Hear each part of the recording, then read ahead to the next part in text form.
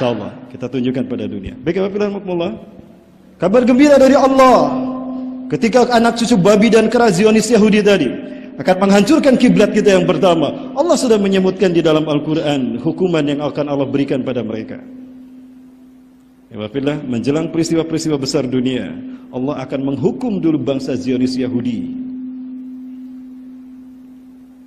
Ya, inilah mereka, bangsa yang biadab dan kejam, anak cucu babi dan kera ini. Tidak semua Yahudi anti Palestina. Ada Naturaikarta, mereka bersahabat dengan kaum muslimin. Ada dua klan Yahudi yang berada di Palestina. Mereka bangsa Sephardim. Mereka bersahabat dengan kaum muslimin. Mereka mengklaim berada dalam Taurat Nabi Musa. Mereka berada di Judah bagian utara. Ya. Namun mereka tidak berkuasa di Israel. Inilah suku Yahudi Naturaikarta. Yang kedua adalah Yahudi Askenazim. Mereka lah yang Zionis. Mereka lah yang menjadi anak cucu babi, kera, dan mereka menjadi, maaf, saya sebutkan itu terus karena Allah menyebutkan demikian. Qiradatan wal khadazir. Ya. Mereka lah yang menjadi hamba-hambanya iblis dan dajjal. Ya, inilah mereka. Mereka menganggap kalau ras mereka lebih baik daripada ras yang lain. Mereka lah teroris sesungguhnya, ya wafillah. Tidak ada satupun negara yang berani menghukum mereka. Padahal kejahatan mereka luar biasa. Aneh, teroris tapi teriak teroris. Dan ini agenda mereka. Dan inilah mereka, setan-setan manusia itu. Dan inilah rencana mereka untuk menguasai dunia, untuk mewujudkan singgasana mereka bagi Dajjal yang mereka tunggu-tunggu. Sapi merahnya sudah lahir, tanda Tuhan yang mereka tunggu-tunggu ada. Apa yang akan mereka lakukan berikutnya? Ini kerusakan yang kedua yang akan mereka lakukan demi Allah. Mereka akan menghancurkan kiblat kita yang pertama dan mereka ganti dengan Bait Sulaiman atau Haikal Sulaiman. Ini yang mereka bangun nanti. Demi Allah, kalau ini muncul, malu kita di hadapan Allah. Kita mayoritas tidak bisa melindungi kiblat kita yang pertama. Sibuknya kita dengan urusan kita setiap hari, mereka sibuk akan menghancurkan kiblat kita dan mereka ganti dengan sinagoga Yahudi. Tujuannya apa? Sudah jelas. Mereka ingin menguasai dunia. Ini akan mereka lakukan. Dan ini sudah hampir nyaris selesai. Namun alhamdulillah, apapun makar yang mereka lakukan di dunia ini, inilah makar mereka. Mohon maaf kita percepat. Allah sudah memberikan dua janji hukuman pada mereka. Surat Al-Isra ayat keempat. A'udzubillahi minasyaitonirrajim. Wa qadaina ila bani Israila fil kitab. Dan sungguh kami telah tetapkan di dalam Alkitab Taurat bagi Bani Israel bahwa mereka akan melakukan kerusakan di muka bumi dua kali dan akan menyombongkan dengan sesombong-sombongnya. Maka ketika datang hukuman, janji hukuman yang pertama, kami utus 3 hamba-hamba kami yang memiliki kekuatan yang dahsyat. Mesir, Kaldani, Assyria menghancurkan mereka sehingga mereka tercerai-berai, tidak punya negara, nomaden ke seluruh dunia. Pasca perang dunia mereka kembali ke Palestina. Tahun 1916 Atul Balfour, 1917 Atul Balfour mengeluarkan dekrit atau deklarasi yang mengizinkan Yahudi hijrah ke Palestina. Maka sejak itu mereka hijrah ke Palestina. Maka umat Islam diambil rumah mereka, dirampas secara paksa. Ini yang terjadi pada saudara kita. Jangan lupakan, Palestina dirampas oleh mereka sedikit demi sedikit, iwafillah. Jangan lupakan, mereka adalah saudara-saudara kita, iwafillah. Ini fakta yang kita tidak mengenal mereka. Kita lupa pada mereka. Mereka terusir setelah Yahudi dikirim setiap minggunya 1.000 orang. Maka terjadilah perampasan harta rumah-rumah mereka. Ketika khilafah Turki dihancurkan, khilafah diganti dengan republik. Huruf Arab diganti dengan huruf Latin. Hijab dilepaskan dari kaum muslimin sehingga aurat-aurat mereka terbuka tanpa hijab. Azan pun diganti dengan bahasa Turki. Inilah musuh-musuh Islam. Demi Allah, si Mustafa Kemal pengkhianat ini tidak diterima jasadnya. Sebelum kematiannya, dia sakit, membusuk otak dan perutnya. Ada tayangannya di sini. Dia menjerit setiap malam, ceritanya sampai keluar istana. Bau busuk tercium di kamarnya. Organnya sudah mati, tapi nyawanya masih ada. Dia rasakan sakit akibat pengkhianatannya kepada kaum muslimin dunia. Wafilah, ini yang terjadi. Beginilah nasib umat Islam, dipecah-pecah kayak kue lapis. Mesir diberikan pada Inggris, Afrika Prancis, Palestina Jordan Inggris, Suriah Libanon Prancis. Bahkan PBB membagi dua Palestina. 54% bagi Israel, 46% bagi umat Islam Palestina. Maka apa yang terjadi? Mereka mengungsi dari rumah mereka. Ini yang terjadi, wafillah. Yang tidak mau pergi dibantai di rumahnya sendiri. Di mana kita pada saat itu? Padahal kita negara yang mayoritas Islam. Ya, wafillah.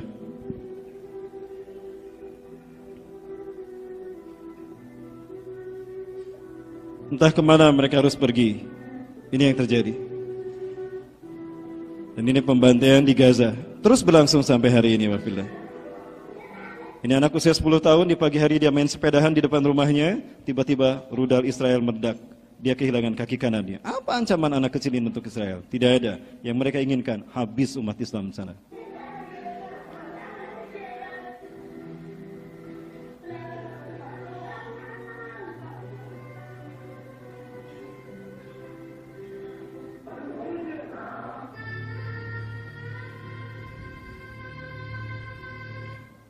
Prancis membantai umat Islam di Aljazair sejak 8 Maret 1945 sampai 1963. 1,5 juta kaum muslimin digorok di sana. Para ulamanya ditangkap, ditembak. Ya wafillah, inilah kejahatan dunia di bawah pimpinan kendali Israel. Namun insya Allah tidak lama lagi mereka akan hancur. Baik, wafillah, makmullah, kita hitung ini.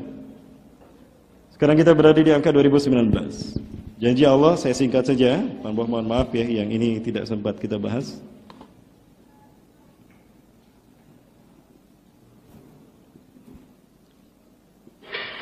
Perang dunia ketiga memang tidak bisa terelakkan kembali. Ini pasti akan terjadi. Dan kita tidak tahu apakah itu akan terjadi tahun berapa. Para mulai dimati Allah. Cuma ada janji Allah tadi bahwa Zionis Yahudi akan hancur. Dr. Bassam Nahar menyebutkan Yahudi akan hancur di tahun ini.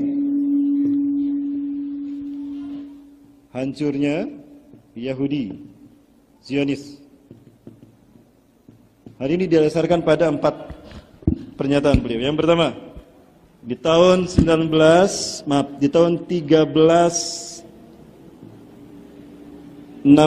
Hijriah, tepatnya pada tahun 1948, Zionis Yahudi merayakan berdirinya negara Israel di tanah Palestina. 14 Mei 1948, saat itu bertepatan dengan 1367. Seorang wanita tua Yahudi menangis dan dia pergi masuk ke rumah penyair Arab, Rashid Muhammad Arsyad. Penyair Arab ini bertanya, "Ya ummah, ya jajah, limana tabkin? Afala takun biladun li qaumiki?" Wahai umbu, kenapa engkau menangis? Ya nenek, kenapa engkau menangis? Bukankah negaramu sekarang, bangsamu punya negara? Ya. Demi Tuhan, sebagaimana nas-nas dalam Taurat bahwa mereka tidak lama berada di dunia setelah kemerdekaannya, melainkan hanya 76 tahun saja. Tambah 76 tahun, berapa? 1367 tambah 76, hasilnya 1443 Hijriah. Ini bertepatan dengan tahun 2022. Itu yang pertama. Yang kedua, Menachem Begin, Perdana Menteri Israel pertama dari kalangan perempuan. Dia ceramah resmi setelah Israel berhasil memukul mundur pasukan Libanon, merebut dataran tinggi Golan. Qona hancur saat itu. Ada seorang bayi di Qona, tubuhnya masih utuh, kepalanya hancur. Seperti di pisang yang dibuka begitu. Kepalanya hancur. Baik. Di tahun 1982, dia ceramah. Berdasarkan nas-nas dalam Taurat kita, kemerdekaan kita tidak lama setelah tahun ini, melainkan hanya 40 tahun saja. Tambahkan pada 40 tahun, pada 1982. Berapa? 2022. Yang ketiga, Quran yang berbicara tentang janji kehancuran Yahudi dari Allah adalah surat ke-17 ayat ke-4 sampai 8 dan 104. Luar biasa. Dimulai dari ayat ke-4 sampai ayat 8 dan 104. Ternyata dari 4 sampai ayat 104 tersusun dari 1443 kata. Terdiri dari 1443 isim fi'il huruf. Apakah ini sebuah kebetulan atau isyarat dari Allah? Kalau Allah akan menghancurkan mereka di tahun ini, dan yang menghancurkan mereka insya Allah kita. Betul? Jangan salah, ini hadir dalam mimpi orang-orang mulia dari mereka. Ada tayangannya di sini, tapi lama, waktu kita singkat ya. Sampai maghrib, masih ada waktu? Gimana? Lanjut? Berikutnya, yang keempat, ada teori Hisabul Jumal untuk menghitung umur satu bangsa melalui manuskrip atau prasasti yang mereka tinggalkan. Dr. Baham Nazaror, dia ahli arkeologi juga, ahli matematika. Beliau dosen di Gaza University dan beliau mengatakan ketika di Malaysia. Ya, di Malaysia kami bertemu dengan Hamas karena cuma Malaysia yang menerima Hamas, Indonesia tidak. Indonesia menerima Fatah. Duta besar kita dari Fatah. Fatah gajinya dari Israel. Kalau Hamas tidak, mereka musuh Israel. Itu mereka saudara kita. Baik,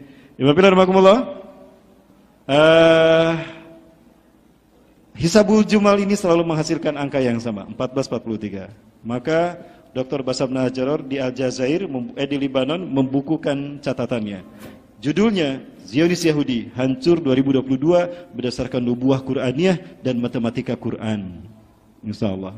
Mudah-mudahan kita yang akan menghancurkan mereka. Di mana? Ada satu lembah. Kalau hamba Allah jalan-jalan di sekitar Yerusalem, ada kampung David Camp.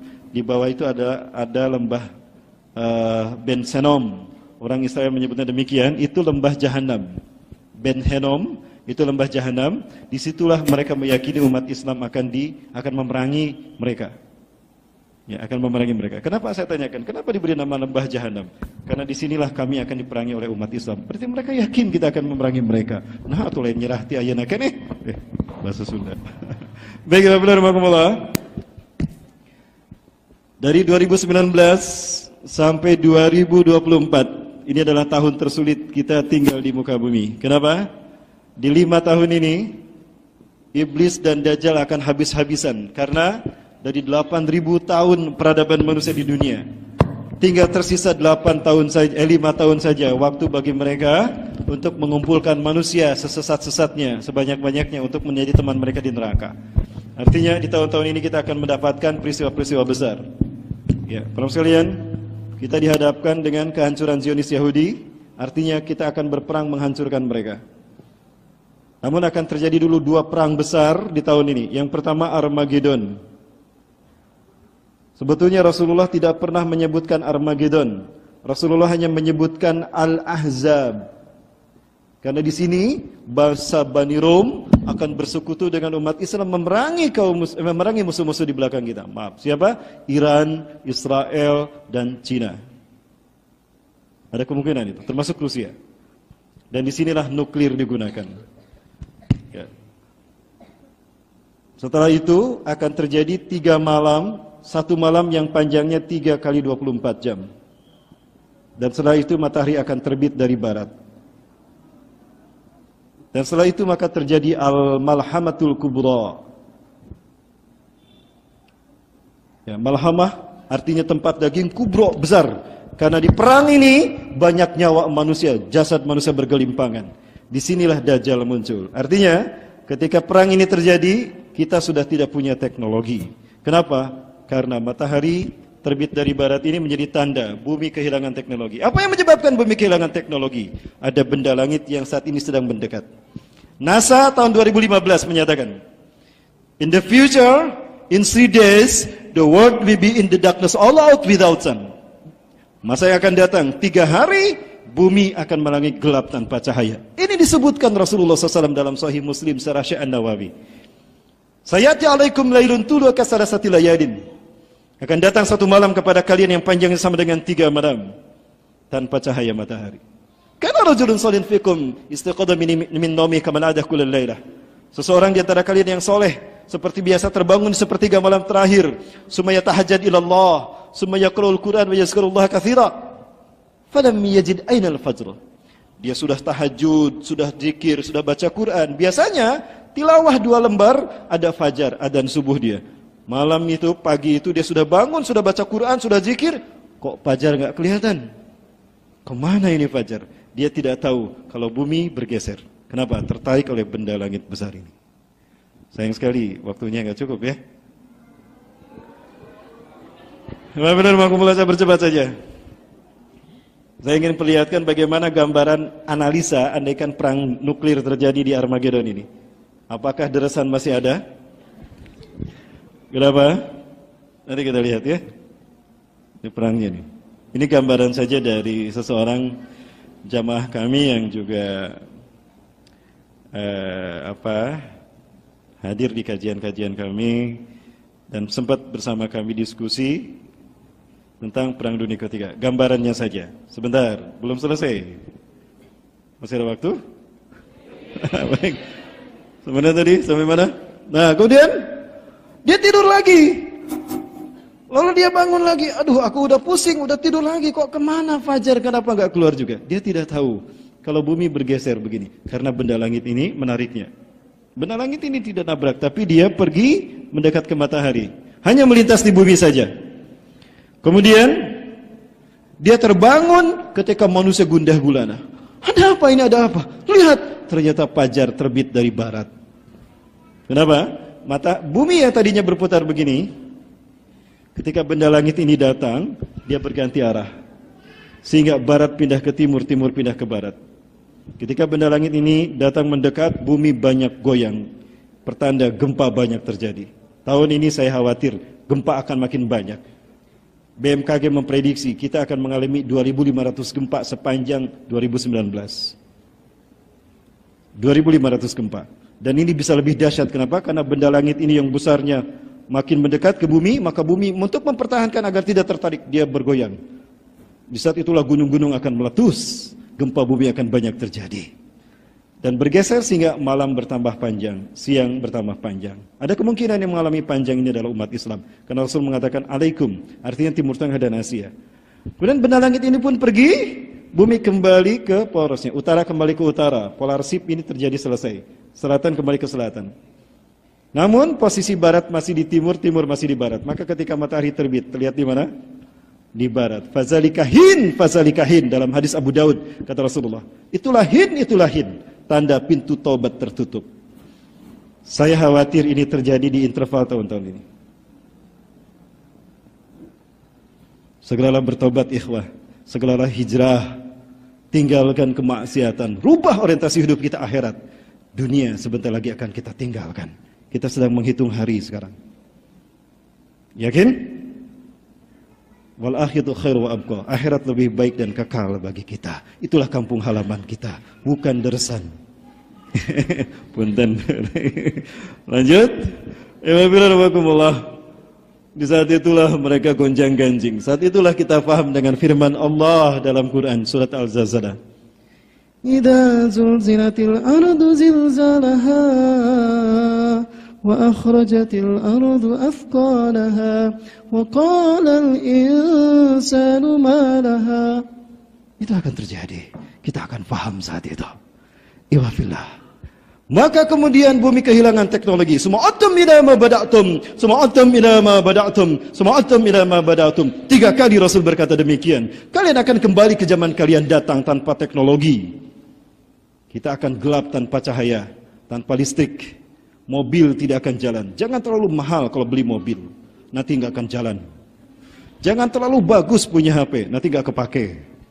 Kenapa? Kita akan kembali ke zaman tanpa teknologi. Di saat itulah Dajjal akan datang. Seperti apa gambaran perang dunia ketiga yang digambarkan nuklir akan digunakan. Kita lihat yang satu ini. Jangan kemana-mana, tetap bersama saya. Baik.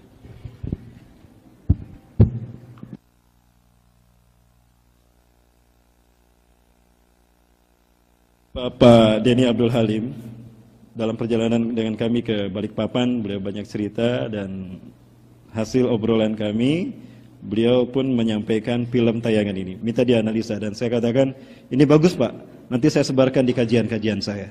Ini kata beliau.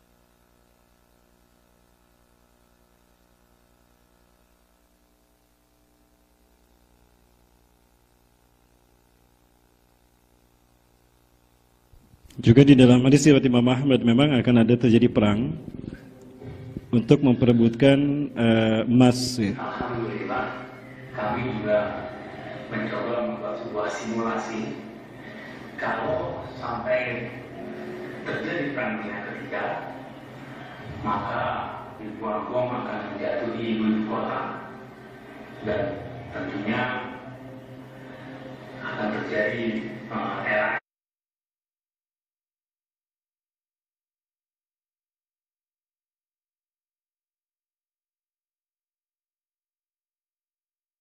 yang tiba-tiba di planet bumi ini.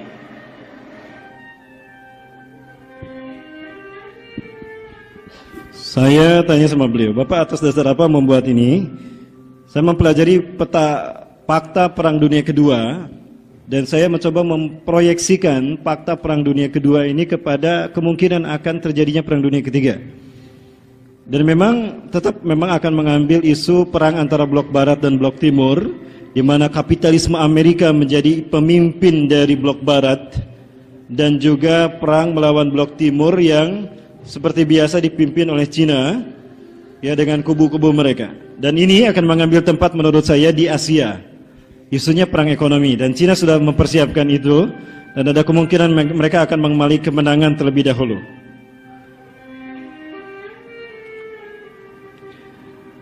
Maka untuk memicu perang-perang ini banyak sekali disulutkan oleh Yahudi dan Cina isu-isu politik dunia. Dimulai dari kasus Yerusalem diklaim oleh Amerika, Israel, kasus Suriah, ISIS, apapun mereka jadikan alasan.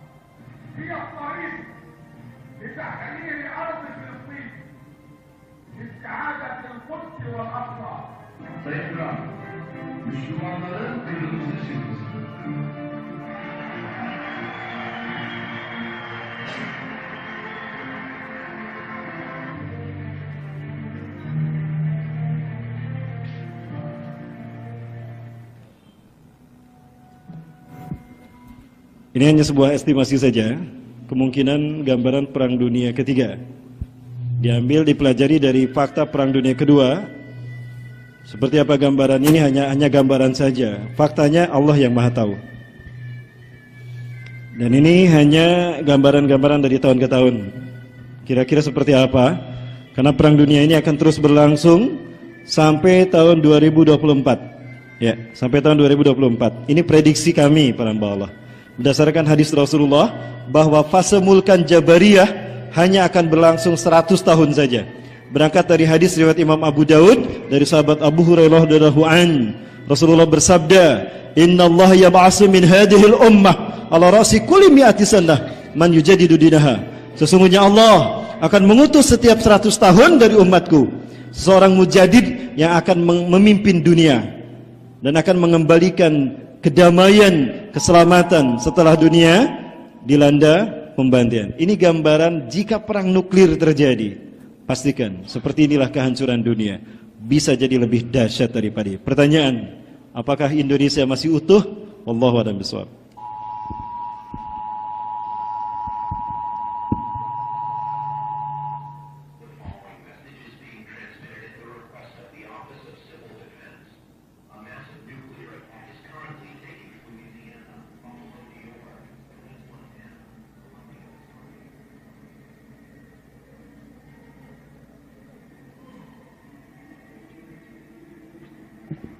Inilah yang kemudian orang-orang menyebutnya Armageddon. Dikaitkan dengan dua titik yang akan menjadi pusat perebutan kekuasaan kendali Perang Dunia Ketiga. Urah, Bukit, Mageda, Lembah, kedua-duanya di Palestina. Kenyataannya bisa lebih daripada ini. Inilah dahsyatnya bom nuklir jika terjadi.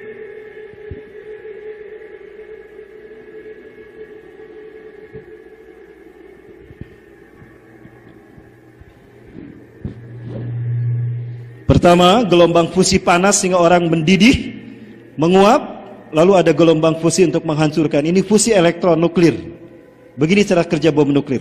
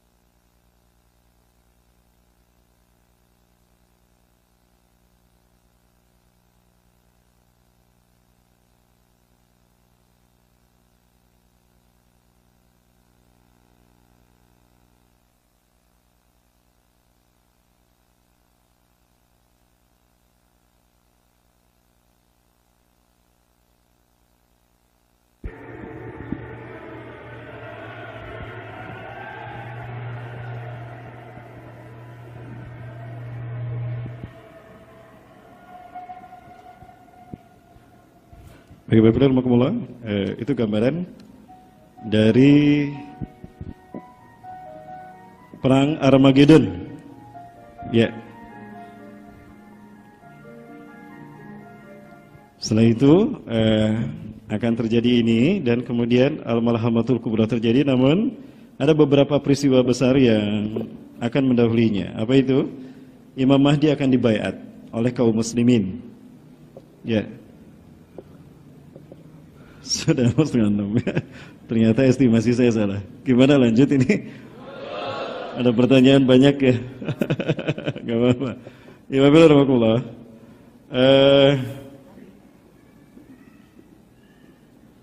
Nah, ini gambaran perang dunia ketiga.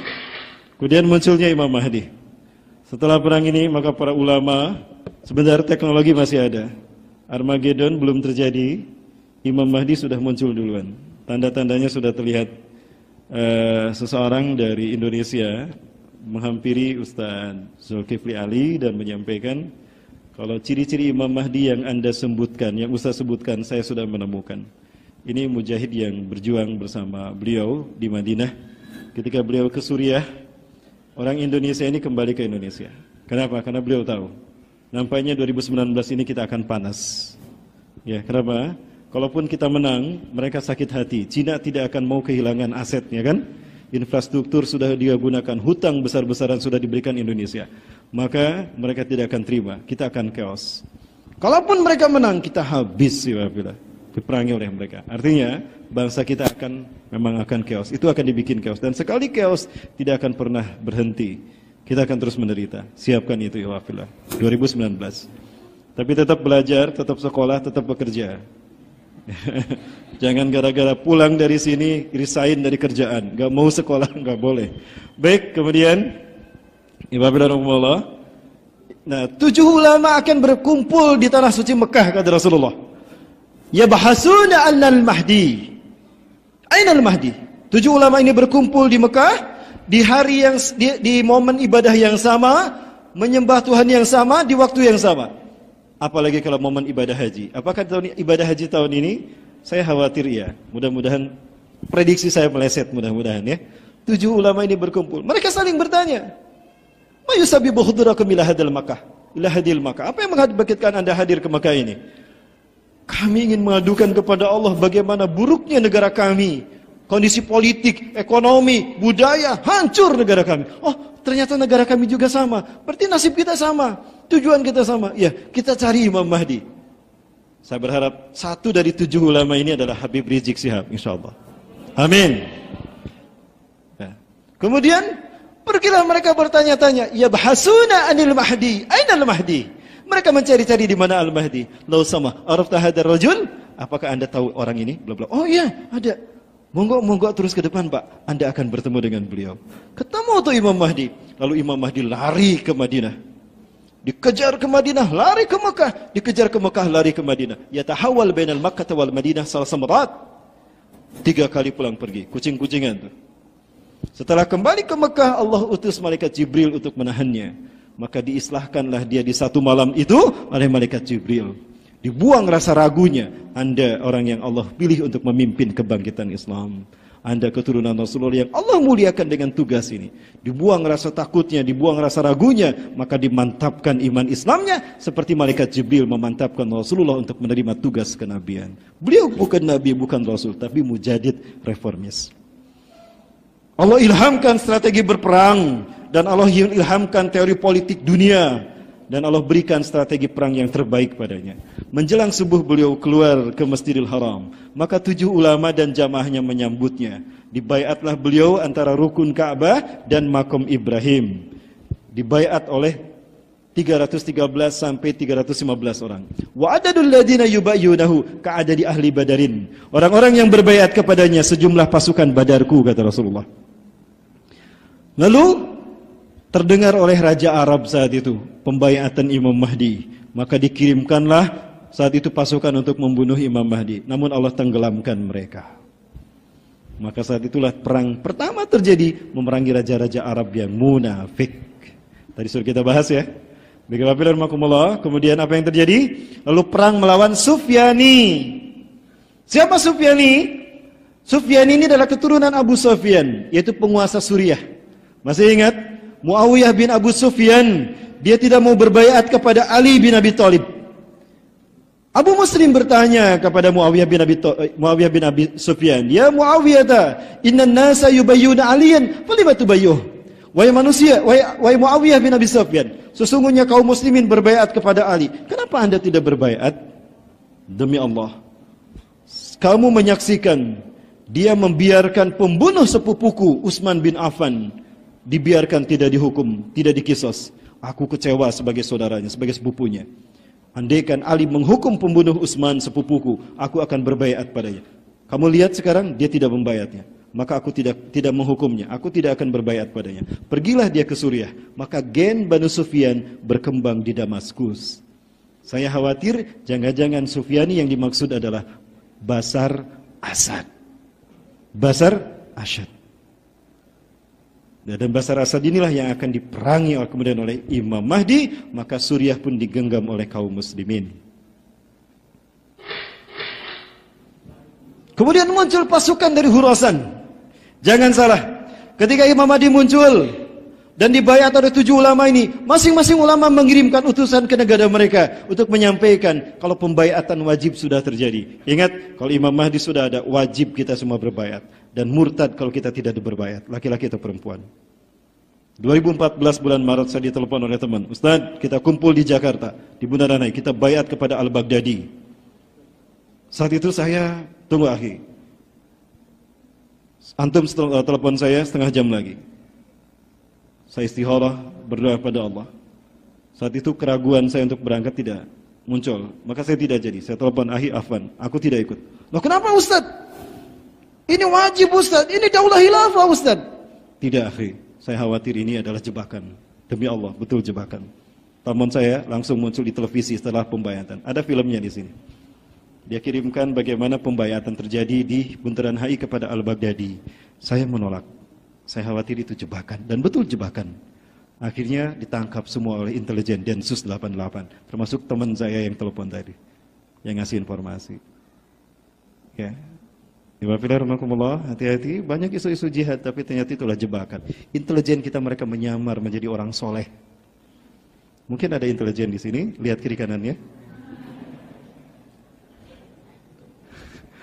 Nah kemudian muncullah pasukan-pasukan yang terbaik, dan alhamdulillah akad dari Taliban sekarang mereka bergerak untuk membantu Muslim Uighur. Lan natahi li tataharrak li jihadina ila linusrati ikhwanina Uighur walau bisayfin saghirin. Kami tidak akan berhenti berjihad walaupun hanya dengan pisau kecil. Itu kata Muslim Afghanistan. Khurasan sekarang sudah bangkit dengan panji hitamnya, dan mereka pasukan yang tidak terkalahkan. Yang kedua adalah pasukan Ahlus Syam, kata Rasulullah, yang akan menjadi pasukan Imam Mahdi. Mereka berasal dari Palestina dan Suriah. Dan yang ketiga dari Taifah Mansurah. Disebut Taifah karena qit'atun minal muslimin, jumlah mereka sedikit. Disebut mansurah karena mereka ditolong Allah, karena negara mereka zalim, rejim penguasa mereka zalim, sehingga mereka hijrah dan uzlah untuk berjihad. Saya harapkan Indonesia lah taifah mansurah. Jika itu terjadi, wafillah, Imam Mahdi betul-betul akan memimpin kita dalam perjuangan yang sesungguhnya. Wafillah, subhanallah, panjang ceritanya. Kita belum selesai pada pertemuan dengan Ya'juj Ma'juj nih. Tapi waktu ya. Nanti saya kesini lagi. Insya Allah kita kesini lagi, kita lanjut wafillah. Tapi izinkan saya memperlihatkan yang satu ini. Ini adalah semangat saya untuk berjihad, menyambut jihad itu ya wafillah. Apa itu? Jihad yang sesungguhnya, yang diinginkan oleh para nabi dan rasul. Ya.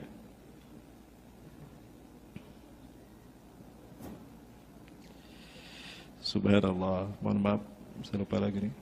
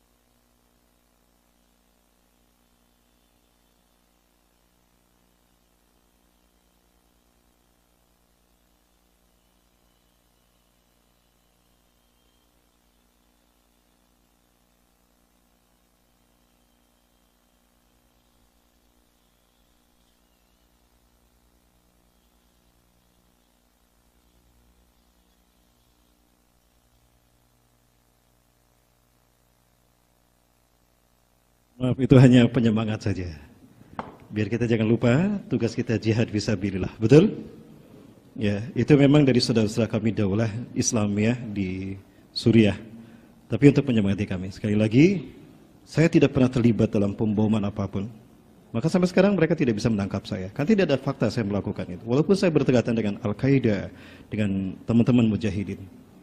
Bahkan saya diundang ceramah kok di Polda Jawa Barat. Karena saya ingin menunjukkan jihad kami adalah ibadah, dan ibadah harus dengan perhitungan cermat. Betul? Allahu Akbar. Akan tiba saat di mana jihad yang sesungguhnya ada, ikhwah fillah. Latih fisik kita, karena jihad kita yang sesungguhnya adalah jihad yang dinantikan oleh para nabi dan rasul. bukan hanya reputasi para nabi dan rasul yang kita pertaruhkan, bukan hanya kemuliaan Rasulullah Muhammad yang kita pertaruhkan, tapi yang kita pertaruhkan adalah reputasi Allah sebagai satu-satunya Tuhan kita. Karena yang kita hadapi adalah sang kampiun kesesatan, iblis dan dajjal. Betul? Allahu Akbar. Ini jihad kita yang sesungguhnya. Saya berharap para pemuda siapkan yang terbaik. Akhwat, tolong kuatkan kami dengan doa antuna. Kalau antum menjadi istri kami, lahirkan para mujahidin-mujahidin kami. Kami butuh Umar bin Khattab, kami butuh Sa'ad bin Abi Waqqas, kami butuh Usamah bin Zaid untuk menunjukkan Islam ya'lu wa la yu'la alaih. Ibabillah. Punten agak semangat dikit. Baik, lanjut Ibabillah. Apalagi kemudian terjadi Ibabillah? 3 tahun sebelum khilafah ala minhaji nubuwah kembali terjadi, akan muncul 3 tahun tersulit kata Rasulullah SAW. Karena apa? Sebelum 3 tahun ini Dajjal akan muncul. Kemungkinan Dajjal mati di sini.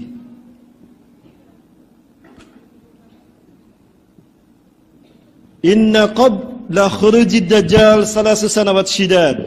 Sesungguhnya sebelum kemunculan Dajjal akan muncul 3 tahun tersulit bagi manusia di muka bumi. Kenapa demikian? Di tahun-tahun itu akan terjadi kemarau dan kelaparan yang sangat. Fiha ju'un syadid. Allah perintahkan pada langit di tahun pertama untuk menahan sepertiga airnya. Sepertiga air hujan tidak turun selama setahun. Kalau ada hujan syukuri, nanti akan langka hujan. Alhamdulillah hari ini masih turun hujan, berarti belum tiba saatnya. Esok lusa, wallahu a'lam bishawab. Allah perintahkan pada bumi untuk menahan sepertiga tanamannya agar tidak tumbuh, kekeringan melanda manusia. Wa ya'murullahu as-samaa fi sanati saniyah. Allah perintahkan pada langit untuk menahan sulusai matriha, 2/3 airnya. Jangan kau hujankan 2/3 airmu. Maka 2/3 hujan tidak turun selama setahun. 2/3 tanaman tidak tumbuh selama setahun. Kering bumi dan sekitarnya. Dan di tahun ketiga Allah perintahkan pada langit, ya sama amsik kula matraki indik. Hai sama, tahan semua. Hai langit, tahan semua airmu. Fala tuqtiru qutratan minal ma' minas sama. Maka tidak ada setetes pun air hujan selama setahun. Di tahun yang ketiga. Dan tidak ada satu tanaman pun tumbuh. Kelaparan dan kematian terjadi di mana-mana. Di tahun inilah Dajjal keluar. Ya'ti ila qaumun katsirun minhum mati bisababil ju'. Datang Dajjal pada kaum yang banyak mati karena kelaparan. Kepada kaum itu Dajjal berkata, "Matabguna min rabbikum?" Apa yang kalian minta dari Tuhan kalian? "Narju tu'aman an nanzila minas sama'." Katsirun minna matu bisababi hadzal ju'. Kami berharap Tuhan menurunkan makanan. Banyak saudara kami yang mati karena kelaparan. "Aina mat'amakum?" Mana tempat makanan kalian? Dikeluarkan mereka tempat makanannya. Dajjal menggerakkan tangannya. Maka makanan pun muncul, maka sujudlah mereka menyembah Dajjal dan kebanyakan kaum wanita kata Rasulullah. Kemudian datang pada kaum yang lain. Mereka kekeringan. Negeri mereka dulu hijau, terkenal hijau dan luar biasa perkebunan dan pertanian mereka. Namun kering saat itu. Kepada Dajjal mereka berkata, "In tastati an tunajjilal ma' minas sama, nasjudu laka rabban lana." Jika engkau bisa menurunkan air hujan dari langit, kami sujud menyembah engkau. Maka Dajjal mengangkat kedua tangannya kata Rasulullah. Awan dikumpulkan oleh Dajjal dalam tangannya, dalam hitungan detik. Maka seketika itu Dajjal berkata kepada awan hitam di atas kaum tadi, "Ya sama, ya sahab, anzil kula matar indik." Turunkan semua hujanmu. Deras hujan turun menimpa mereka. Sujudlah mereka. Wa katsirun minhum nisa, dan kebanyakan mereka yang sujud pada Dajjal adalah kaum wanita.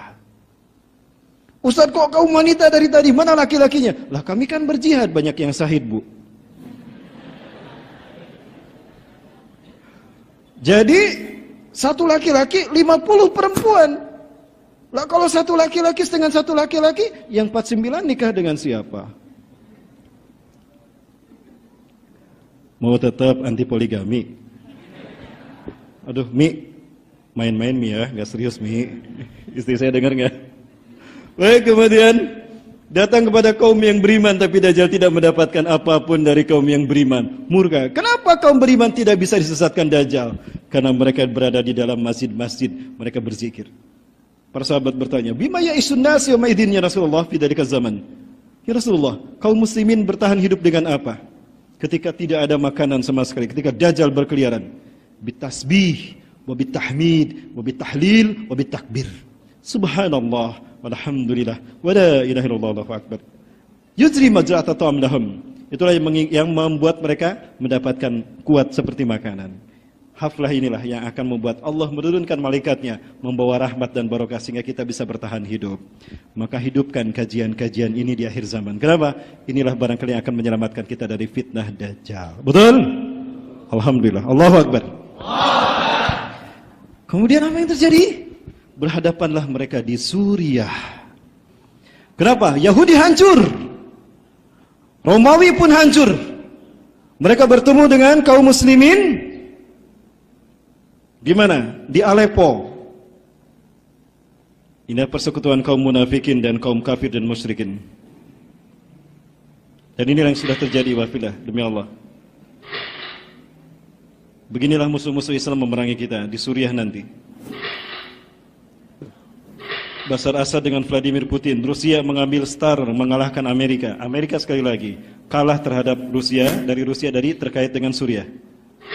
Rusia tidak mau tinggal diam. Dia ambil sekutunya Yahudi Syiah Abdul Fattah As-Sisi di Mesir. Dia pun bertemu dengan partner sejatinya Israel, Benyamin Netanyahu, dibuat MOU, lalu diserahkan kepada eksekutornya Iran. Lalu Iran cari teman. Dan siapa teman Iran? Pak Jokowi. Loh, ada tayangannya. Coba tadi saya putar, nanti saya ditangkap.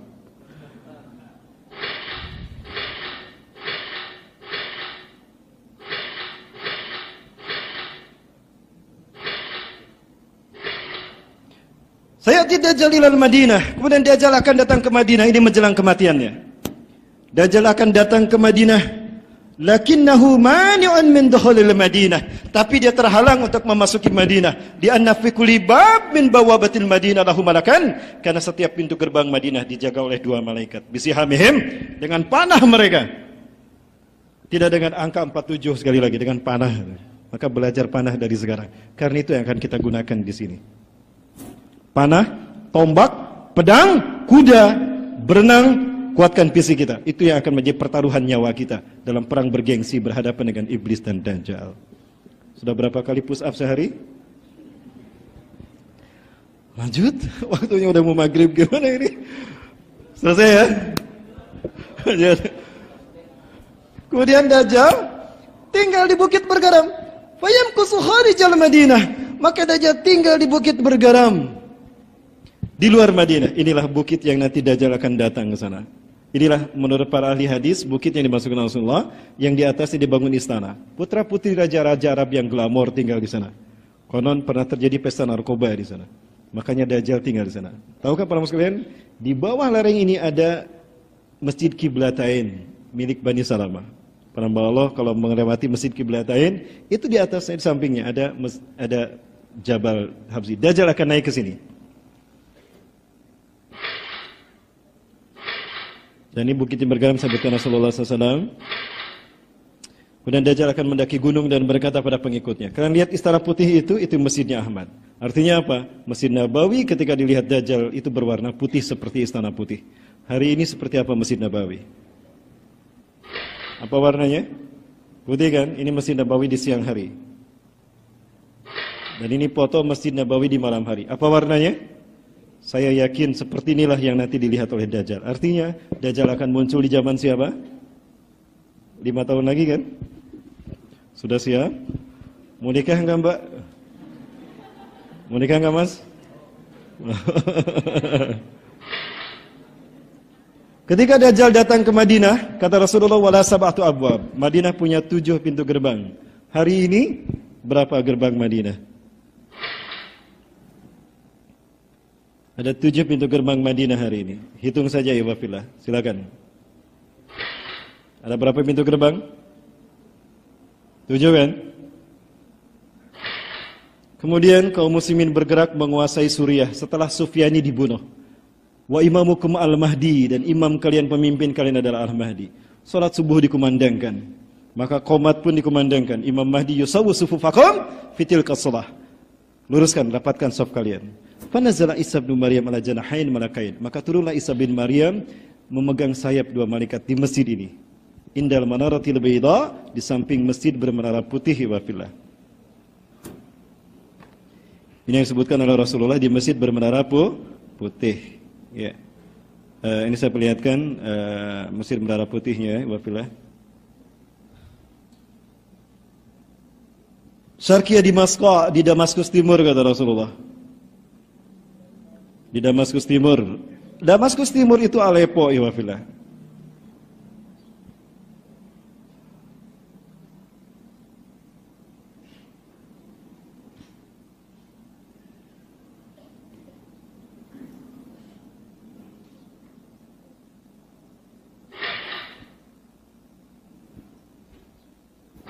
Ini Aleppo.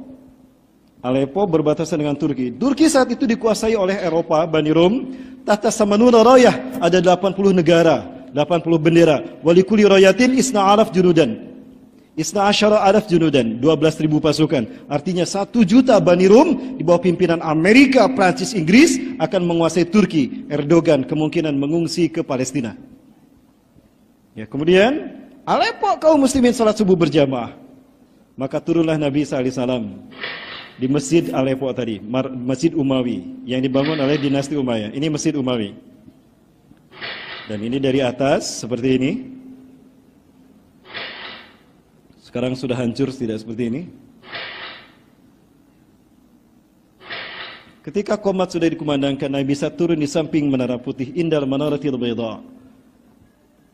Imam Mahdi berkata, "Ta'al ya Nabi Allah, sholli lana." Mari ya Nabi Allah, imami kami salat. Imam Mahdi mundur. Apa kata Nabi Sa'la? Anda ke depan. Hadi ukimat lak, qomat ini untuk Anda. Tukurmatullah hadihul ummah. Kemuliaan Allah untuk umat ini. Bayangkan, Imam Mahdi jadi imam, Nabi Isa di belakang. Ini kata Rasulullah di Aleppo, Suriah. Kemudian apa yang terjadi? Selesai sholat berjamaah kapan Nabi Isa? Buka pintu masjid itu. Ketika dibuka, tampaklah Dajjal dengan 70.000 Yahudi Isfahan dengan jubah Persia mereka. Harumnya tubuh Nabi Isa keluar menghantam pasukan depan. Mati mereka seketika. Matu baghtatan fidzalika sa'ah. Sisanya lari tunggang langgang, dikejar sama pasukan kaum muslimin. Bersembunyi di balik batu dan pohon berkata, "Ya muslim ya mu'min ta'an fil warahid Yahudi uqtulhu." Kemari ada Yahudi di belakangku. Itu kata batu dan pohon. Dibunuhlah mereka. Dajjal merinding. Aduh, malaikat mautku sudah datang. Lari dia, dikejar sama Nabi Isa. Terdampar di pintu Lud di Tel Aviv. Ini kata Rasulullah. Di Tel Aviv, pintu Lud, Dajjal dibunuh sama Nabi Isa. "Kamu yang menuduh saya Yesus Kristus sebagai Tuhan. Pres! Kamu yang menuduh saya satu dari 3 Tuhan. Pres!" Saking hebatnya Nabi bisa menusukkan pedangnya ke tubuh siapa si Yudas? Si Yudas. Sambil Dajjal, darahnya tercipat. Saat itulah Dajjal mati di tangan Nabi SAW. Seperti apa pintu yang akan digunakan Nabi bisa membunuh Dajjal? Di pintu Lud ada pintu ini. Lihat pintu Lud, Tel Aviv, Israel. Di sinikah Nabi akan membunuh Dajjal? Sepertinya. Kalau di sini Nabi bisa membunuh Dajjal, Allahu Akbar, terbukti Yahudi, Nasrani, Majusi akan hancur di bawah tantangan Panji Khilafah. Allahu Akbar. Siapkan yang terbaik ikhwah. Berapa lama lagi? 5 tahun lagi. Lalu apa yang terjadi? Nantikan episode yang akan datang. Tetap bersama saya. Mudah-mudahan Allah takdirkan kita bertemu kembali sambil kita lihat data-data dari Timur Tengah. Mohon doanya. Saya sedang menunggu keputusan dari Mesir untuk bisa masuk ke Yerusalem. Saya lagi berdebar-debar ini. Sampai sekarang belum ada kabar. Saya meminta agar Mesir mengupayakan saya masuk ke sana. Ada sebuah travel. Iwafilah ada 25 jamaah kami yang ingin pergi ke sana. Ke Palestina. Bayangkan. Dan itu akhwat loh. Mereka ingin jihad di sana. Hanya ingin dengan saya. Mohon maaf, saya sudah... Oh, kok kenapa? Nauzubillah tidak maksud ujub, nauzubillah tidak, iwafilah. Tapi saya ingin menunjukkan bahwa Indonesia tidak akan pernah diam untuk kemerdekaan Syam. Betul?